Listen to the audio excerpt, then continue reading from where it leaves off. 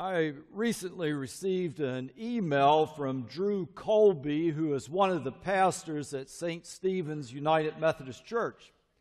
Or I should say, I thought it was an email from Drew Colby. It simply asked if I was busy and had a few minutes.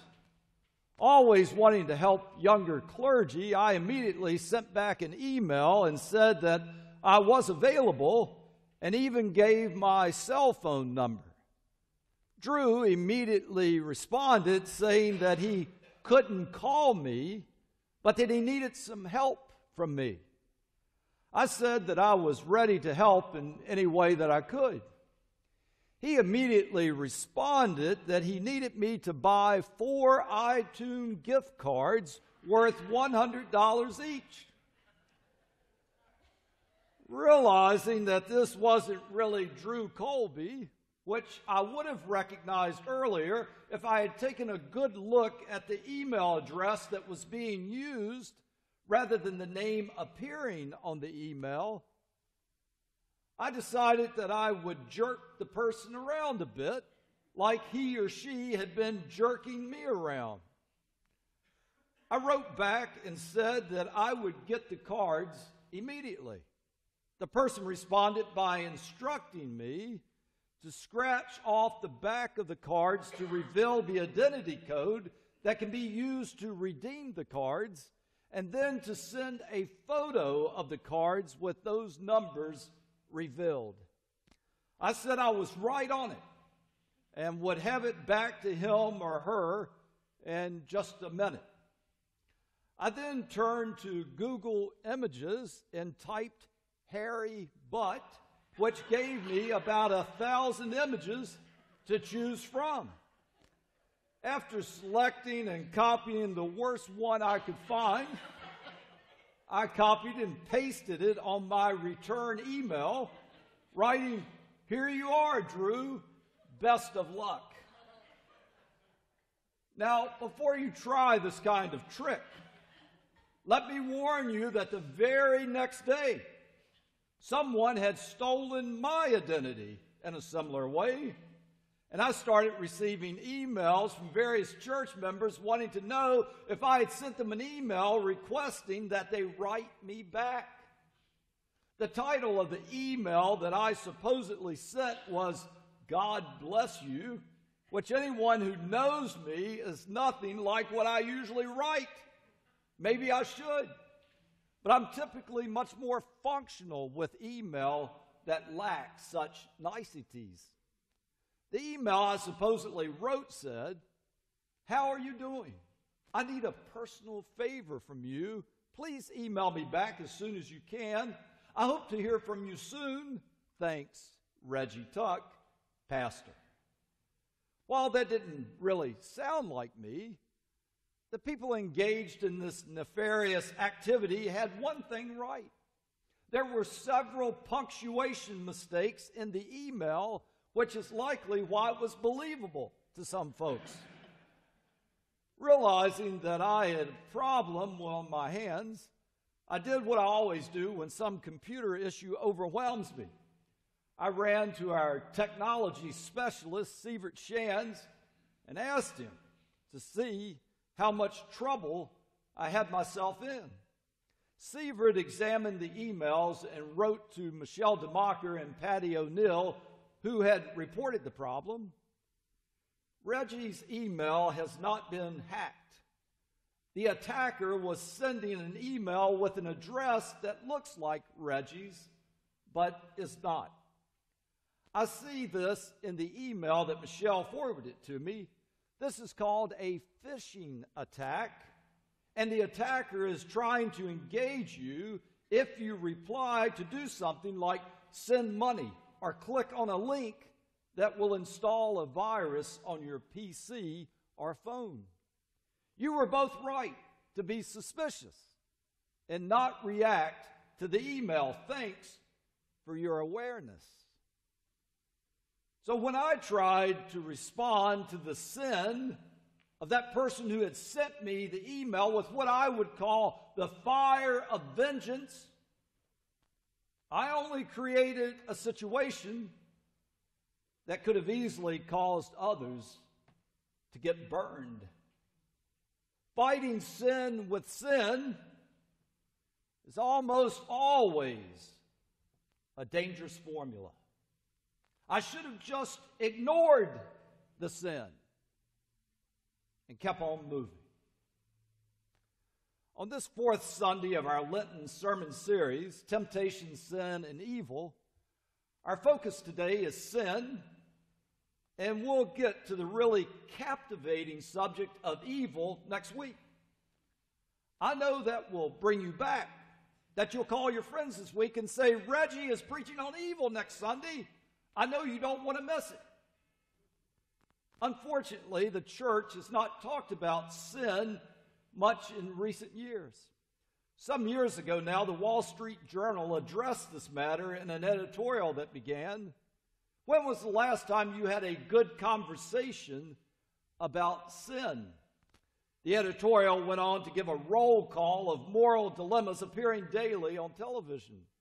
Corruption in high places, sex in high school, an addicted culture, and then commented, sin isn't something that many people, including most churches, have spent much time talking about or worrying about through the years. But we will say this for sin. It at least offered a frame of reference for personal behavior. When the frame was dismantled, guilt wasn't the only thing that fell away.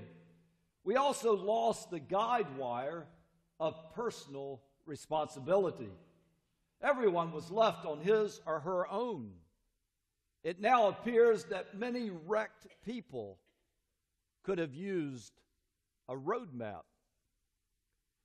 It is because the church has said so little in my lifetime about sin that I thought it might be useful to remind us this morning that sin is a three-lettered word because we treat it like it's a four-letter word. Bishop Williman observes that today we're usually told that we are basically good people who are doing the best we can. And the best we can is good enough for God. God loves us just as we are, blemishes and all. Talk of sin is depressing, a put down. But this was not the message of Jesus. He was on his way to Jerusalem, where we will find that our sin is so serious that we shall conspire to put the Son of God to death on a horrible cross. And he was put there not for the things we usually call ugly and evil, but for the things that we call good. He was nailed to a cross by religious people, all of whom thought that they were following Scripture, doing the will of God. Therefore, his cross stands as a stark warning to us of the perils of our sin. It may be our distaste for the reality of sin has caused us to make it seem like a four-letter word in our culture. Yet our denial will not make it any less real. And we will be better served by treating it as a three-letter word. Lent is a season in the church year when we're not only called to talk about sin, but to recognize and reckon with the consequences of it for our lives. I'm reading a book for Lent by Fleming Rutledge entitled The Crucifixion, Understanding the Death of Jesus Christ. Rutledge rightly notes that sin is more than just our moral failures, which we commit on a daily basis, or it may be even more accurate to say, on an hourly basis. We commit sins with a small s. And there is also the condition or the dominion of sin with a capital S, in which we all participate and all find ourselves entrapped in. Rutledge helpfully observes our understanding of Christian faith will be seriously diminished if the Christian community does not understand the corporate nature of sin, and if Christian individuals do not have a deep personal response to that problem. Rutledge goes on to write, sin and death thus have the character of universal forces that no one escapes. This is poorly understood in the churches, but sometimes unlikely sources will shed light upon the matter. A reader of New York Magazine wrote an arresting letter in response to an article about cosmetic surgery. While reading your cover article, I began to wonder what our society would be like if kind hearts and strong minds were respected, revered, and a turn-on. Obsessing about beauty and thinness is a luxury that only wealthy countries can afford. We worship the media and the false idols they provide us, while in our own cities and elsewhere in the world, people are starving. Yet we are the slaves. Vanity is a disease, and we Americans are infected. This letter writer instinctively understands what many church people no longer know. Namely, sin is not so much naughty actions or even egregious wrongdoing. It is an infectious disease. It is an enslaving power that has us in its grip. Anne Lamott captures our pretense with sin when she writes, I said all the right things in my best girl voice, which I like to think drowns out the voice of the snake inside me. It will be helpful to recognize how minimizing the significance of sin and the ways that it diminishes our lives minimizes the significance of our lives and our understanding of God's redeeming act on the cross. William Moule, who taught preaching at Yale, once preached a sermon in which he lamented the moral laxity of contemporary America.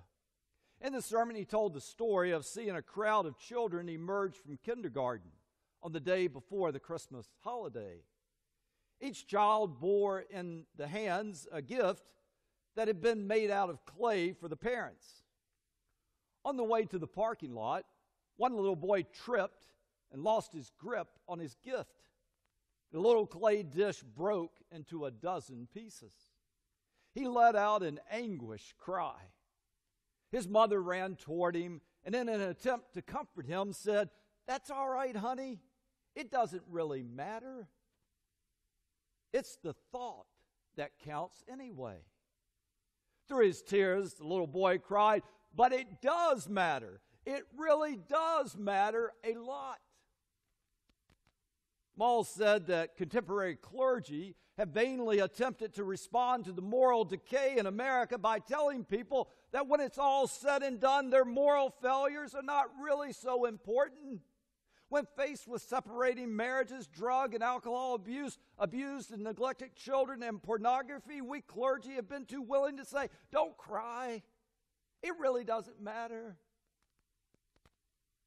But to do so is to rob people of their human dignity. It does matter, or else our actions do not matter. To refuse to hold people accountable for the way they live their lives is to treat them as less than responsible human beings. More importantly, our tendency to minimize the significance of sin with a capital S diminishes our understanding of the cross. Fleming Rutledge, quoting Samuel Terran, shared, "Not the man who is lost, but the man who is saved understands he is a sinner." The cross of Jesus Christ teaches us the seriousness of sin as it declares God's redeeming love. It is to say that only redeemed people have the power, the courage, the wisdom to confess sin with a capital S and a little s. The call to recognize and acknowledge sin does not saddle us with grief and remorse, but rather frees us from its power over us and to move us toward that which God intends for us. It is this redemption, in spite of our sinfulness, that gives us the capacity not to deceive ourselves. So I want to move from preaching now to meddling by asking you to consider what I consider to be one of the most pervasive venues for human sinfulness at this time in our culture and our lives individually. Sin with both a capital S and a little s. It is Facebook. I ran across the work of Siva Vadathan, who is a cultural historian and media scholar at the University of Virginia. He has written about how Mark Zuckerberg and many in his generation failed to understand the doctrine of human sinfulness. Zuckerberg underestimated the human capacity to take something intended for good and use it for sinful purposes. In an interview about Zuckerberg's testimony before Congress, Vadathan said, "But I think it was a clear distillation or a clear realization of two things. One, Mark Zuckerberg is a deeply sincere and concerned person. He's not duplicitous, not manipulative. He's naive. He's uneducated." And that was really clear. His sense that we could solve all problems through the magic of artificial intelligence, that needed to be said in that public forum so that he could be exposed for his naivete. That was an important move. It was also really important for people to hear his mantras, to hear the mantra of artificial intelligence, to hear the mantra about Facebook meaning well, being responsible, trying to connect the world, trying to improve the world. All of that is fundamentally nonsense. But Zuckerberg truly believes that stuff, that by connecting human beings, we will all start behaving ourselves. Thousands of years of human history to the contrary, he thinks that the mere act of connection contains some positive force without anything else being present, without ideological change, without spiritual change, without a sense of flesh and blood recognition. He has this bizarre idea that the Facebook profile will make some sort of positive difference in the world. I mean, it's absurd when you think about it. And he's never come to the conclusion that we can really be nasty to each other. That seems to have escaped him. The potential for human cruelty never seems to have factored into his vision of what he's producing.